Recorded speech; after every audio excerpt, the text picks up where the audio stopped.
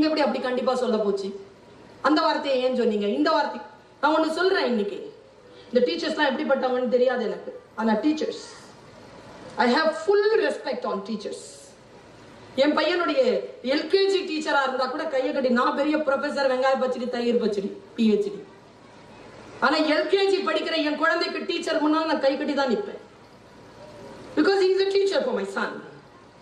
My son is the greatest person under the sky. அவனை பாதுகாக்கின்ற அந்த ஆசிரியரை நான் தலைவணங்கி தான் பார்க்கிறேன். ஒண்ணு சொல்றேன், இவங்க கிட்ட குச்சியை புடுங்கிட்டீங்க. இப்பெல்லாம் குச்சி வைக்க கூடாது தானே சார்? குச்சியை புடுங்கிட்டீங்க.